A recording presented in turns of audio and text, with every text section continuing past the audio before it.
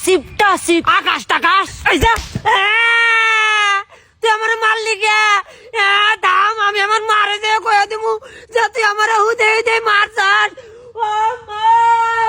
মা ও মা আকাশ টাকাশ মারছে ওরে আল্লাহ, ওর যে মাও যদি খালি একবার শুনি যে আমি ওরে মারছি তাইলে আমার একেবারে ফাটাই হালাবো। এখন আমি কি করি,